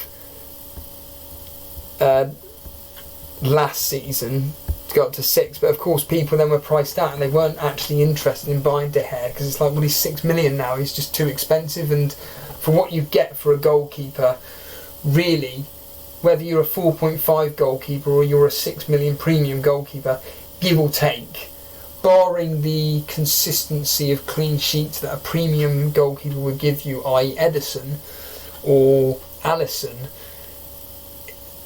barring that, you're just relying on save points. And most people don't think that goalkeepers are really worth wasting money on, because give or take, again, unless you're an elite team like Man City or Liverpool, clean sheets are almost like a random factor, so to speak. I mean, looking at Man U last season, I'll never forget, what was it, Huddersfield, when I had Lindelof? You know, you just assume, yep, guaranteed clean sheet, and they went and conceded. Just as a simple example. Yet they'll flame and keep a clean sheet against Liverpool, for crying out loud. I mean, that just... I'm not bitter, though. But, yeah, so, regarding what you're saying, so, if we're taking the top 4 goalkeepers here, or let's just look at the top 3, Alisson, Ederson and Pickford, you're suggesting that they should go up by 1 million as an example. So Alisson would be 6.5 next year, if we're just basing it on just your simple thought process. Yeah, so he'd be 6.5 in fact. The game wants to be hard enough for people to be struggling to pick squads, but they want you to be able to get your quote unquote casual players in, where they actually can buy players. I keep using Robertson as an example. If Robertson was 8 million, no one's going to buy him. Everybody's just going to revert to Trent Alexander-Arnold, because you're going to get virtually the same output from both players. Well, the game wants to spice it up, so to speak. So to have, let's just say, both of them at 7.5, you've then got a choice between which two to choose, which means that, let's just say 50% have Robertson of the game and 50% of the game has Trent Alexander-Arnold. Well, 1 week Robertson could be the player that gets you an assist and the clean sheet and the 3 bonus, and then the following week it's Trent. You get the idea. I don't need to patronise anybody. I'm talking about that, but it needs a bit of variation, because if it completely prices you out the game, then it would just be really pointless and everybody just buy the same players. But yeah, I really do think that with Digne as an example, with his I believe what the game will do is that it will, you know, or it does base its pricing on potential of what these players may do. And if we look at Digne as an example, hello there, Jack. Welcome to the stream tonight. Really do appreciate you joining in.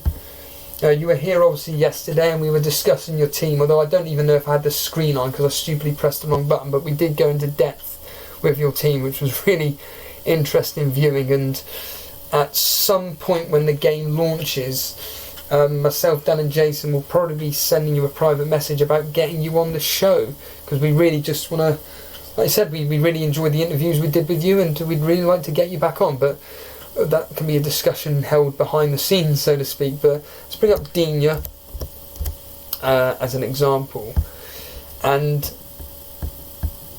when you look at, you know, some of his returns, certainly some of his double digits. I mean, he got a 10-pointer there in game week 16, 12 points in game week 22.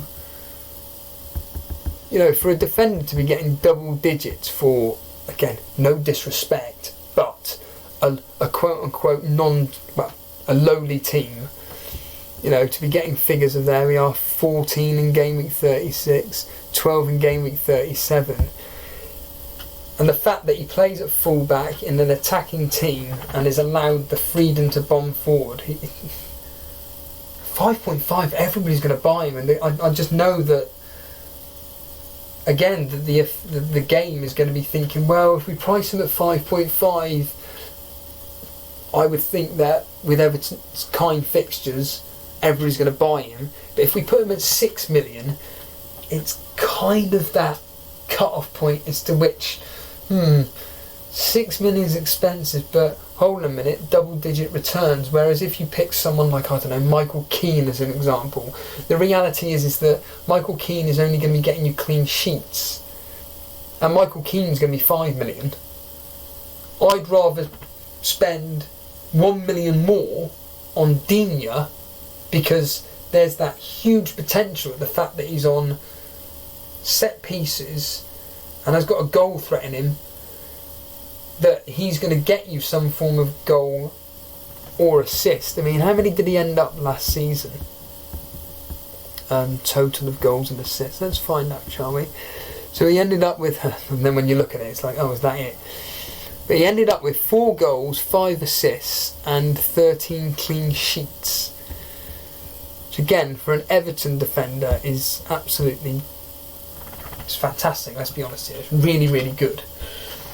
So that's why I think, for example, in this case, Digne will be priced, and I think is a reasonable price, and a very solid price of 6 million. But I think certain players like Jack Grealish, as an example, are going to be overpriced. I think that, yeah, he plays for a team that's, he's the creative point, but that was in the Championship. This is the Premier League. So I think that, I just think that when you play for a Championship club and you come up with the same team, that really the game should be basing it on the likelihood that this team is more than likely, there's the higher chance of them getting relegated. Whereas if Jack Grealish was to move to Tottenham, then it's a completely different ball game, because Tottenham are going to be challenging for the Champions League. They're going to be challenging for the title, and Dan, don't laugh at that because it's the truth. But the point being is that Tottenham are a bigger level. So I found it really interesting what Clement Leroux said. I'm sure it was Clement Leroux yesterday that said that he would find it really, it won't happen, but if the players came in at X price, but during the let's just take Jack Grealish as the prime example. So Jack Grealish, he comes up with Aston Villa, he's still an Aston Villa player. The game priced him at 6 million, for example. It's not too bad for a player of his quality and the fact that he is the creative man within the Aston Villa team. Now, that makes sense for Aston Villa, but if he was to move to Tottenham, where he's surrounded, and let's just say, for example, I'm not comparing him to Eriksen, but if Eriksen was to leave, which it doesn't look like he will, because of course Daniel Levy is put what's the most ridiculous price tag on him, and no one's going to pay the amount of money that Daniel Levy wants, so we'd rather just sell him on for a free. But let's just say Eriksen left and Grealish came in and took Eriksen's place, then it's going to be one of those where actually Clement Leroux suggesting, well, then the game decides to up his price from 6 million to, say, just for example, argument's sake, 7.5. So it's all ifs and buts, but yeah, I just think that the game isn't stupid, and they base it on realism. I mean, for your guaranteed high scoring players, I mean, I've got it on screen now from last season. So this was the team that I ended with last season, and in my midfield, I mean, we all had the same players, but Mane, Salah, Sterling, as those three as an example. 3 players guaranteed to get you within reason every other week a double-digit haul. And the idea with, as we all know, is the whole argument of, well, we buy a premium player because we want to have the opportunity to captain them. The whole point in a premium defender is, let's be honest here, they're captain material. Well, they're going to be priced, I mean, hence the name premium, they're going to be priced really, really high. But again, if Salah came in at more, because he's going to come in the game at 13 million. I mean, I can't guarantee it, but he's going to come in the game more than likely at 30. A minimum of 12.5, a maximum of 13 million. But if he came in at any higher than 13 million, well, I'm sorry, but no one is going to buy him.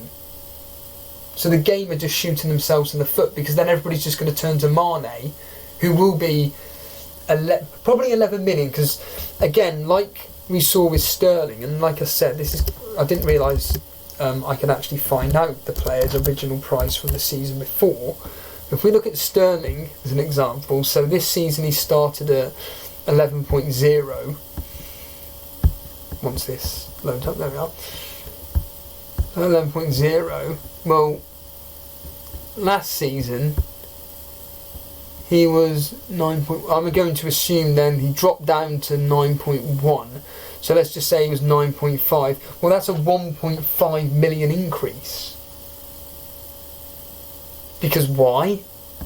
Because last season he scored 18 goals, got 17 bloody assists, and he moved up to by 1.5 million.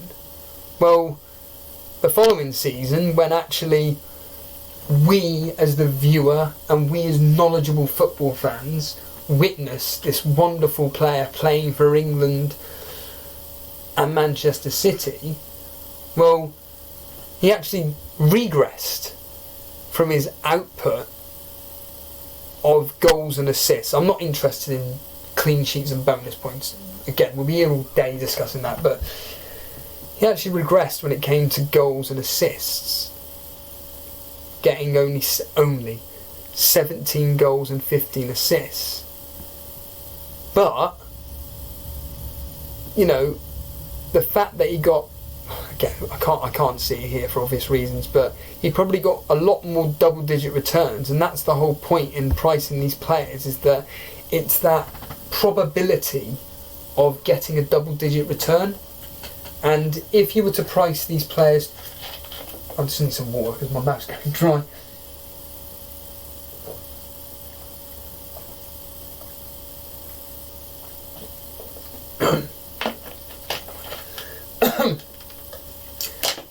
If you were to price these players too high, nobody's going to buy them, so you're just going to go down to the next equivalent in that team to more than likely match what their output's going to be. Now, don't get me wrong, I'm stating the blinking obvious here. That, for example, if Salah, he won't, but if he came in at 14 million as a mid, and not reclassified, but came in at 14 million as a midfielder, and Mane was 11 million, a lot of people will probably go, well, Mane, Salah, I'd rather go with Mane, at least it saves me 3 million. Well, let's just say Mane does what he does quite often, which is he'll score a few, then he blanks, scores a few blanks.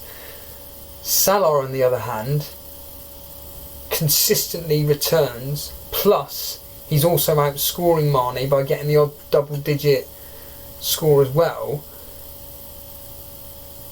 Then you may be thinking, well, can I actually get that 14 million to get Salah in? Well, again, that's down to all our maths and everything, and I can't even remember the reason why I'm bringing this up. Oh yeah, from the original point that you don't have any data to know what these players are doing within that season. But once the season kicks off, obviously, it's like me at the end of last season. It's like, right, I've got to get Salah in. I don't care how much he costs. You know, I've got to get him in because his returns, it's staring me in my face. You know, he's their key man for Liverpool. Let's be honest here. Salah is the key man. But whatever. But at the start of the game, though, you just don't want to be players being priced out of the game, to be honest with you. You just want to get the balance right. I remember, what was it with RVP? A few seasons back, he came in at 14 million. His ownership was tiny, and he wasn't even worth the money. And that was after the season. I mean, if Dan's still there in chat, I wonder if he'd be able to clarify with me in the chat. But RVP, he won the title for Alex Ferguson, or anybody in chat actually, he won the title for Alex Ferguson when he brought him in. And then the following season, am I right in saying that's when David Moyes took over? And RVP was okay, but he was nowhere near the player, or the goal scoring player, the consistent FPL points returner that he was under Ferguson. So for 14 million it was like, no, you're not worth the money. You know, so really the game is clever in a way in which there will be some players that, as we spoke with James Hyde earlier on regarding promoted teams, unfortunately there will be a load of them which will be overpriced. I mean, I mentioned this yesterday, I'll mention it again. The attacking fullbacks the ones that everybody's been talking about is it Max or Matt Aarons of Norwich, 19 years old, did really, really well for Norwich last season, and is it Enders Stevens or something for Sheffield United, again getting some ridiculous returns, but they're going to be coming in at prices in which are too expensive.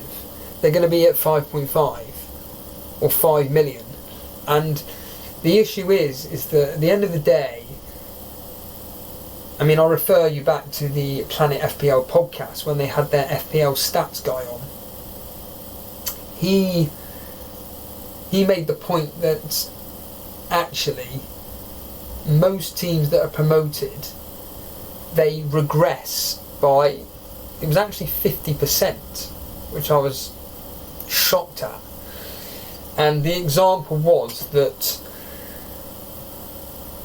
Norwich, they actually conceded a hell of a lot of goals last year, and they worked out that actually, based on the stats of the previous X amount of seasons when a championship team has been promoted, that a lot of defensive returns, i.e. clean sheets, or attacking returns drop or go up. So attacking returns drop by 50% and clean sheets dropped by about 50%. And of course, which means, and also it was something like you'd also concede 50% on top of what you already did. And they worked out, for example, that Norwich would be on course to concede over 90 goals next year, and that's based on all stats for all championship clubs that have been promoted.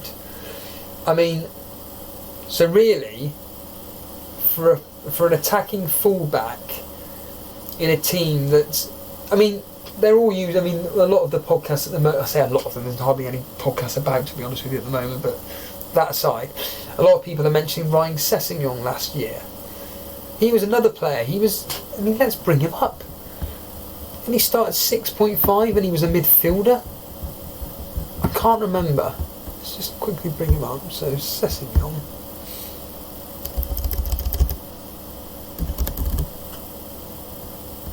Yeah, Ryan Sessegnon. He was classed as a midfielder. Now, I'm not going to go into the ifs and buts of the manager. Yeah, 6.5. So, we all know how well Ryan Sessegnon did for Fulham in the Championship. That isn't up for debate. We all know that his natural position is a defender. The reality is that, I mean, the reality is that the manager then decided in a 4-3-3 to play him basically up front. And the thing is that last season, the manager, for whatever bizarre reason, decided not to play, either not play Ryan Sessegnon or play him out of position. So, is that the reasoning why Sessegnon didn't perform as well? I don't know. But at 6.5, even if he was classified as a defender at 6.5, who on earth is going to buy him? Now, interestingly, James Hyde has prompted in with a point here. With promoted teams, I tend to find the ones expected to do well, but they flop anyway, such as Sessegnon last year. But you get the others who come from nowhere and become a star, like Doherty last year. Again, again, that's how this game works, and that's what I really do like about fantasy football, is that there are players that do emerge, i.e. Doherty. I mentioned yesterday how, for whatever reason, Douglas, one of their best defenders from the Championship season, they then decided to sell him to Leeds last year, and Doherty stepped up to the mark. And we all know the output that Doherty gave us, as a simple example. But until these stars come through, you just don't. I mean, I always use. In fact, I wonder if it will come up with this information. This will be interesting to me, actually, looking back as a quote-unquote history lesson for myself. But Kieran Trippier, when he was at Burnley, when he came up in the Championship, from the Championship up with Burnley, he was overpriced, and he was somebody that I really, really wanted. So that would be, what, the 2014-15 season? Oh, well, there we are. So I was completely wrong. So yesterday, I said that... So that's where I got confused, quite clearly. So when Kieran Trippier came up with Burnley, yeah, he was 5 million. Yeah. When he came up with Burnley, my team, he was priced at 5 million. I mean, by the end of the season, he dropped to 4.8. But I could have sworn he started at 5.5, but not that many people have owned him, so let's just say he started at 5. But I felt that he was just too overpriced for my liking, because I just knew that particular season, and it turned out to be right, that we just get absolutely, well, destroyed each week. I mean, we conceded, it's not that bad, 53 goals. We conceded 53 goals that year, kept 10 clean sheets. But the season prior to that, he got something like 2 goals and 14 assists for us, if not more assists for us. Yeah, the following season he just got 4 assists and got the 10 clean sheets. Well, for 4.5, you know, it's worth that punt. It's worth, you know, he's an attacking fullback for a promoted team. I'm willing to pay 4.5 for this player. But you've priced him at 5 million. Well, Burnley aren't going to keep whatever promoted team, they aren't going to keep that many clean sheets, because like I keep banging on about, the game's slightly changed in the fact that we used to buy defenders for clean sheets. Now we're buying them more for their probability of attacking returns, for assists or goals, i.e. like Digne, Laporte,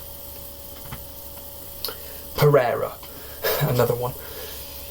But yeah, with the promoted teams, I think that, again, typical Steve, and I'm going to be contradicting myself here.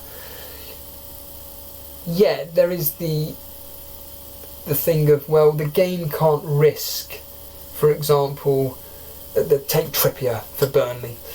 Or actually, let's use a more current player in this Stevens of Sheffield United, where, you know, he comes in at 4.5. Everybody's like, oh my god, this is the player that everybody's been banging on about. I've got to bring him in. I'm going to bring him in. To say 40% of the game by Stevens, and then Stevens takes off like a rocket. Within the first 10 game weeks, he's already got, let's be realistic here, or optimistic more to the point, he's already got 4 assists and a goal, and he's got a few clean sheets. His price rises to 5.1, his ownership has risen to 60%, and the actual game are thinking, oh god, we've made his price too low. they can't be caught out like that. I mean, I'm stating the obvious, and this conversation, this podcast is not going to change anything. I'm fully aware of that. But I do get frustrated by the game overpricing players, if I'm honest. James Hyde here. This will come back to bite me, but I'd be wary of Pucky, however you pronounce his name, at Norwich. I know he scored 29 goals last year, but he'll be overpriced. I agree. I think everybody's going on about 5.5. There is no way in hell Pucky is going to be 5.5. He'll be minimum of 6, maximum of 6.5. James thinks he'll be highly owned, and I don't think his game will transfer overall well. I mean, again, I can't comment on him as an actual player. As Dan, I can see, is still in chat, will appreciate. I just genuinely, crazily just see players as points, and I just see what players return. Because I can't watch much football due to work commitments, etc, etc. But I was looking at some stats on the Fantasy Football Scout site, and to be honest, whenever the site does the history of X player, whoever it may be, and in this case let's take Pucky as an example, well, off the top of my head, I am pretty sure, in fact, do you know what, I may, damn, I actually thought I turned my internet off, but let's quickly find out.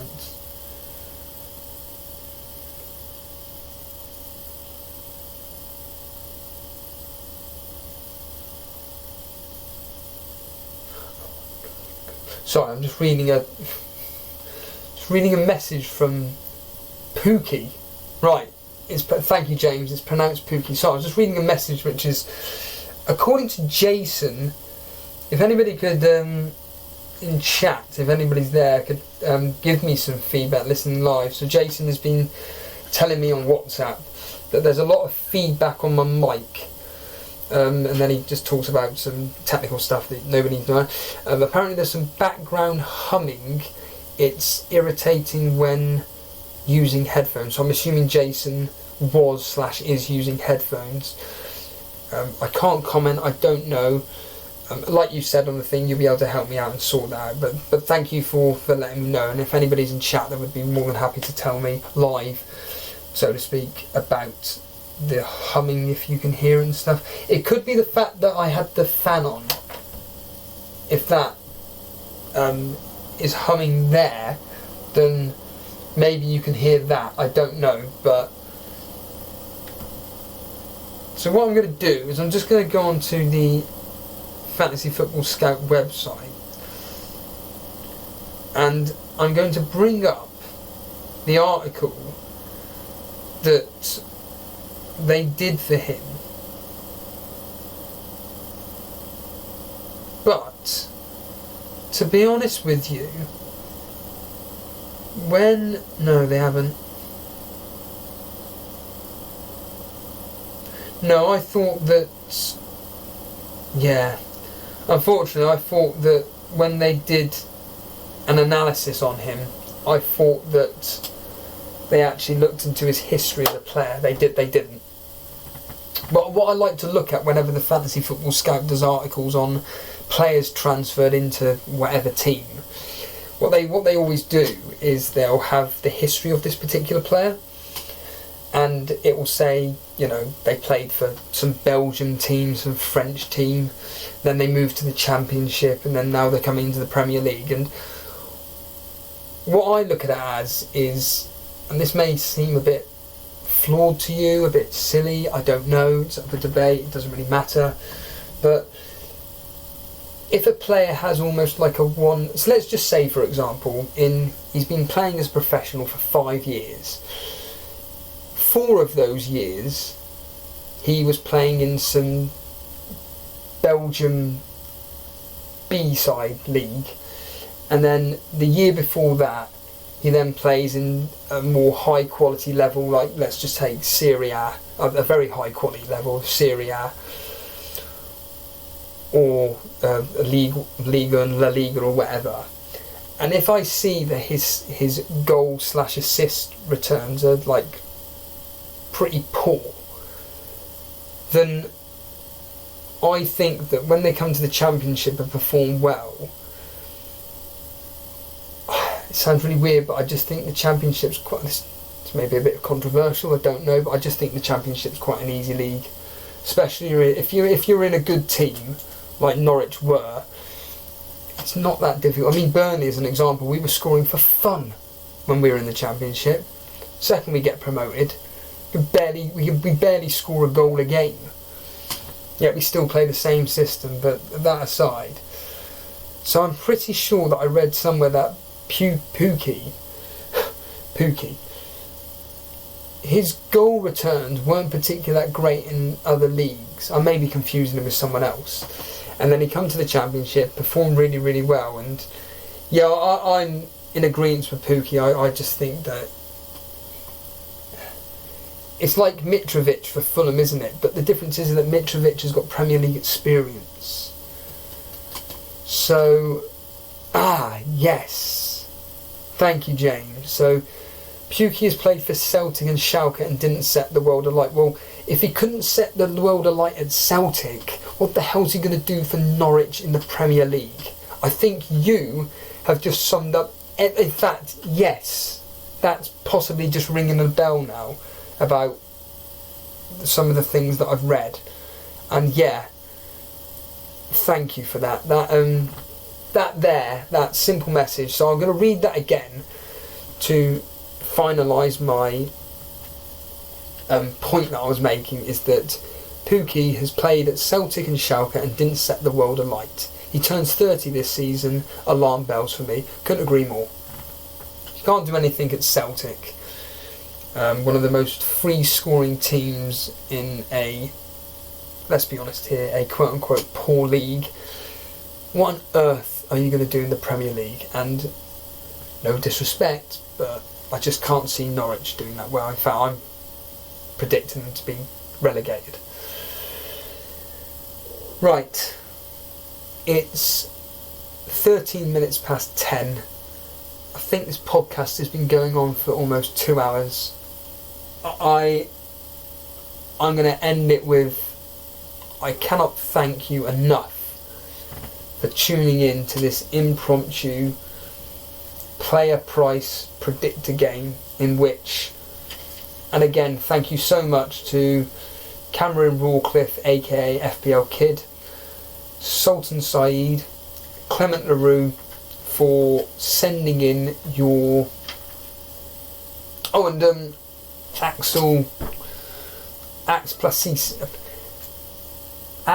Palacio.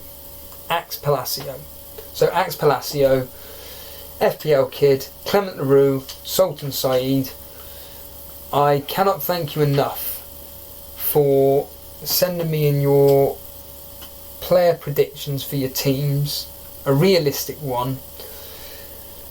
Thank you for taking the time out for doing that. It's all a bit of fun, and like I said, whoever gets closest with their predictions for their players, you will go and win an exclusive Elite FPL mug, in which it will have a little message on there why you've won the mug, or whatever. Jason will come up with some design, I'm sure he will, and like I said, I'll be more than happy to pay the blinking money for it. But just to say thank you in all seriousness. But yeah, I think I'm going to wrap it up there. I personally think tonight's stream's gone a lot more smoother. Like I said, I was alerted about 5 seconds ago by something that Jason had put in the WhatsApp group. Hello FPL Boona. You're coming to the end of the podcast. It's a shame really, but it doesn't matter. Thank you for joining in right now. But yeah, I'm going to end it there. I think today's, as I've been saying to Dan, I'm classifying this almost as pre-season friendly style solo podcast for when when we go live next season. And I didn't really, because yesterday I was a bit like all over the place because it was the first live stream I've done solo for God knows how long, and I was sounds a bit pathetic saying nervous, and I know G Wiz said you don't need to be nervous for crying out loud, you're amongst friends, and it is true. It's the elite FPL community, and we are all amongst friends, and we are creating this wonderful community of you guys. But again, I will let you guys know that when the game is approaching launch time, we are going to be doing some special interviews with the community. As I already mentioned, FPL Boona there, he will be probably our first guest, if not one of the first guests that we have on, discussing this game. Discussing this game as well as his own background within the game itself, his thoughts on this season, etc, etc. But we'll come on to that later. If, and it's a big if, and I think it will be at some point towards the end of this week and the beginning of next week, that the game releases some prices, which I believe it will do, then myself, Dan and Jason will almost certainly be getting together, and I think at that point we will definitely be able to work out within reason what player prices will be. So a simple example would be this: if the game was to release Robertson's price and Robertson came in at 8 million, and if you're watching this and you're thinking, what, 8 million, where's that come from? This is just a number out of the hat. But if they were to say 8 million, I don't think that will happen, but I think at that point people will be like, oh no, where's the game going then? Does that mean that Salah is going to go up to 13.5 perhaps, maybe even 14 million? Does it mean that Sterling's going to go up to like 13 million? So I'm just smiling at Boona trolling me. When does the game launch? Yeah. Oh, that question drives me up the wall. But yeah, I think that we'll get a general gauge. I generally do think that Robertson's going to come in at 7.5, and I seriously do think that we will have I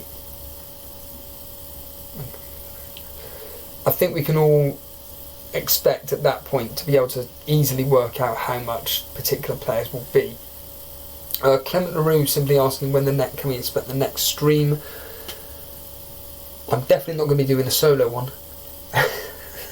No chance. But what I can say, Clement, is that I would expect one early next week, potentially. I think that the game will have released some prices by then. I'd like to think that it's Tuesday today, isn't it? No, it's Monday. Blimey. I think that this time next week we are going to have the prices of at least 3 or 4 players, I think. And I think that it would be nice for myself, Dan and Jason to get together. It would be nice to be able to speak to 2 other people rather than me speaking for over 2 hours. Like I said, these are just for my own personal benefit, trying to, in fact, let's just do it again. If I wanted to, for example, bring up Twitter, it will come up like so, and all I need to do there is hit that button there. You don't have a clue what I'm doing here, but there we are. There's Block FPL as an example. We'll just bring up the Elite FPL Twitter account if it actually works. There it is there. Done. So if I wanted to go to Twitter, for example, I would just simply click on here. There we are, and there's the feed there. And there we are, there's good old Planet FPL tweeting out there. But yeah, this is just for my own personal benefit, to be honest with you, regarding how to do this solo. I'll be speaking to Jason almost certainly about how to, for example, be able to bring up a different website, i.e. Google, so I can just search things a lot easier.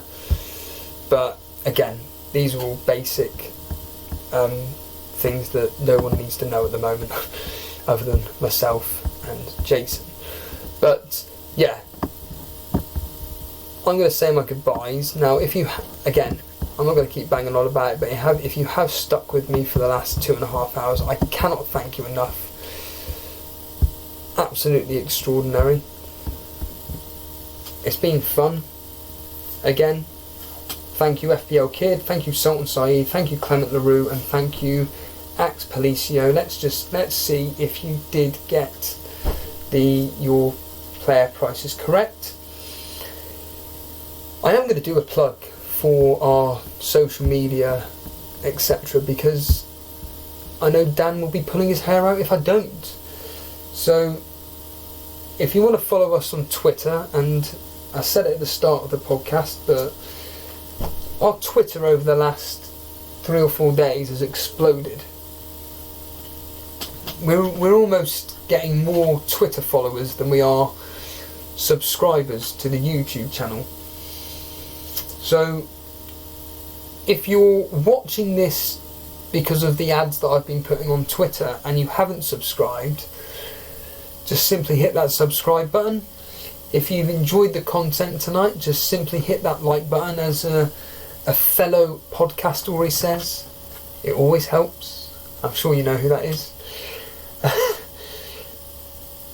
If you want to follow us on Twitter, if you want to follow us on Instagram, it's at EliteFPL. That's all one word, EliteFPL, ELITE-FPL, at EliteFPL, for basically me predominantly just putting up polls on Twitter, because I find that quite fun actually, doing the old polls. Putting up just basic video. It's basically for us to interact with other FPL accounts. Predominantly, I'm not going to lie, it's for us to advertise through when we're going live, because at the end of the day, that's what social media is about, really. You know, to advertise our stuff, and then when it comes to the live format, that's when you get to properly interact with us, and that's my favourite aspect of doing podcasts, certainly through YouTube. So yeah, I'm going to end it there. Thank you ever so much for joining in, and I will see you when I see you. Cheers guys, and see you soon.